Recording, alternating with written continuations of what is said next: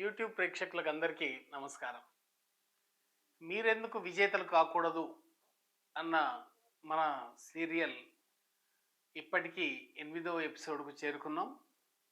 అందులో వివిధ పాత్రలపైన అంటే రామాయణం, మహాభారతం, పురాణాలు, శాస్త్రాలు వీటిలో ఉన్నటువంటి వివిధ వ్యక్తులపైన ఏ రకంగా వాళ్ళు మనకు రోల్ మోడల్ అనేటటువంటి అంశాన్ని తీసుకొని మనం చేస్తున్నాం. ఈరోజు మన కథానాయకుడు ఆంజనేయుడు. ఈ అంశం అంటే సముద్రాన్ని తీసుకొని వచ్చి ఒక చిన్న గ్లాసులో బంధించడమే. ఎందుకంటే ఆంజనేయుడు మనకు ఎన్నింటిలోనో ఆదర్శం. అయితే మనం చూడాల్సిన దృశ్యం ఈ మన దృక్కోణంలో తేడా ఉండాలి. ఆంజనేయుడు తన లక్ష్యాలను ఏ రకంగా చేరుకున్నాడు? ఆంజనేయుని పరంగా చూసుకుంటే చిన్నప్పుడే సూర్యుని ఒక పండుగ భావించాడు. సూర్యుని వైపుకు బయలుదేరాడు. దాన్ని నేను అందుకుంటానా అందుకోనా, ఆ సూర్యుడా పండ ఆలోచించలేదు. అంటే తన లక్ష్యం ఏంటి? సూర్యుడు. ఆ సూర్యుడు కాబట్టి వెంటనే బయలుదేరి సూర్యుని వైపుకి వెళ్ళిపోయాడు. అంటే సూర్యుని పట్టుకున్నాడా, తర్వాత ఇంద్రుడు వజ్రాయుధంతో గదవ పగలగొట్టాడా, ఏమైంది అవన్నీ మనకు అనవసరం. సూర్యుని దగ్గరికి చేరుకున్నాడా లేదా?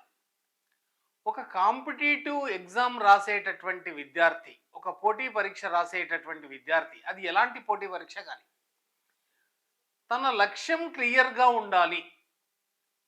తన లక్ష్యానికి ఏ రకంగా చేరుకోవాలి అనేటటువంటి ఆలోచన ఉండాలి. లక్ష్యాన్ని చేరుకోవాలన్న ఒక తెగువ ఉండాలి. ఆంజనేయుని చూసి మనం ప్రధానంగా నేర్చుకోవాల్సింది అదే. లక్ష్యాన్ని చేరుకునేటటువంటి తెగువ ఆంజనేయునికి పుష్కలంగా ఉంది. మనం అంటామే 100కు 100% అని, 100కు 1000% ఉంది. అంటే ఆంజనేయుడిని చూసి ఆదర్శంగా, ఆంజనేయుడు మనకు ఆదర్శం. ఆంజనేయుడిని చూసి నేర్చుకోవాల్సింది ఏంటి? మన లక్ష్యాన్ని చేరుకునేటటువంటి తెగువ, ధైర్యం, సాహసం. అది తప్ప మనకు వేరే ఏది కూడా కనిపించకూడదు. మన లక్ష్యం తప్ప మనకు వేరే ఏది కూడా కనిపించకూడదు. మనం ఎన్నో అంశాలు డిస్టర్బ్ చేస్తుంటాయి. మనం ఒక లక్ష్యాన్ని చేరుకోవడానికి పోతే అది ఎక్కడొస్తుంది నీకు, పెద్ద పెద్ద వాళ్ళే ఇదైపోయారు. ఇట్లాంటి ఈ శల్య సారథ్యం ఏదైతుందో, ఈ శల్య సారథ్యం చేసేటటువంటి వాళ్ళు చాలామంది ఉంటారు. అంటే మనను డిసీవ్ చేస్తుంటారు, డిమోరల్ చేస్తుంటారు. మధ్యలోనే మన యొక్క మానసిక శక్తిని దెబ్బ కొడుతుంటారు. అలాంటి వాటి వల్ల మనం చాలా జాగ్రత్తగా ఉండాలి. చాణక్యుడు అంటాడు, agreement is better than argument అని.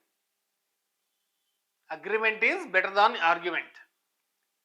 ఈ యుగంలో మనం ఉన్నప్పుడు, ఈ పోటీలో మనం ఉన్నప్పుడు మనం చేయాల్సింది ఏంటంటే, ఎవరు ఎలాంటి కామెంట్ చేసినా నవ్వి ఊరుకోవాలి. వాళ్ళతో ఆర్గ్యుమెంట్ చేసి మన విలువైన సమయాన్ని వేస్ట్ చేసుకోకూడదు. ఇంకొక చోట చెప్తాను. హనుమంతుడు సీత జాడ తెలుసుకోవడానికి లంకకు పోతున్నాడు. అక్కడికి వచ్చిన తర్వాత అందరూ, జాంబవంతుడు అందరూ కూర్చున్నారు. ఎవరన్నా లంకకి వెళ్ళండి అంటాడు. ఎవరన్నా ఏంటి, నువ్వే వెళ్ళాలి అంటే హనుమంతుడికి తన శక్తి తెలియదు, పక్క వాళ్ళు చెప్తే కానీ తెలిసింది. మనం కూడా అంతే. మన పక్కకు ఉన్నటువంటి సన్నిహితులు, ఆత్మీయులు, అమ్మ, నాన్న, అన్న, తమ్ముడు, ఎవరైనా సరే మనలో ఉన్నటువంటి శక్తిని తట్టి లేపాలి. తట్టి లేపితేనే మన గురించి తెలుస్తుంది. కాబట్టి ఆంజనేయుడు కూడా నీ చిన్నప్పుడే సూర్యుడిని పండుగ భావించి అందుకోవడానికి అంత దూరం పోయావు. కాబట్టి నీవు ఒక్కడివి మాత్రమే శతయోజనాలు నీవు ఎగరగలవు. ఇంకా అనితర సాధ్యం. మిగతా వాళ్ళు పోగలరు, తిరిగి రాలేరు. ఇట్లా కానీ నువ్వు మాత్రమే పోగలవు రాగలవు అని చెప్తే ఆంజనేయుడు అప్పుడు తన యొక్క శక్తిని తెలుసుకొని పయనించాడు. ఇది రెండో అంశం. ఇక మూడో అంశం చూడండి. ఆంజనేయుడు మహా తెలివివంతుడు. తాను అనుకున్నటువంటి లంకకు పోతున్నాడు. ఒక్కసారి సముద్రుడు మైనాకునికి చెప్పాడు, ఆంజనేయుడు లంకకు రామకార్యం మీద పోతున్నాడు, పోయి అతిథి సత్కారాలు చెయ్యి. మైనాకుడు ఒక్కసారి ఇట్లా పైకి లేస్తాడు సముద్రం నుంచి. ఇదేదో రాక్షసమాయ అనుకొని కోపగించుకుంటాడు. కానీ మళ్ళీ తిరిగి మైనాకుడు మనుష్య రూపం దాల్చినాక నా పర్వతం మీద సేద తీరు అంటే రామకార్యమైపోతున్నా కాబట్టి ఇప్పుడు నేను సేద తీరను, నాకు ప్రతి క్షణం విలువైందే కాబట్టి ఏ క్షణాన్ని కూడా నేను వృధా చెయ్యను. చూడండి, కాంపిటేటివ్ ఎగ్జామ్స్కి ప్రిపేర్ అయ్యేటటువంటి స్టూడెంట్స్ కూడా ఏ క్షణాన్ని కూడా ఎట్టి పరిస్థితుల్లో వృధా చేయకూడదు. ప్రతి క్షణం విలువైంది. అందుకే క్షణం ఎంతో విలువలే అని అంటాడు. మనకు సుందరకాండలో ఎంఎస్ రామారావు గారు చెప్తారు. సుందరకాండ వినండి.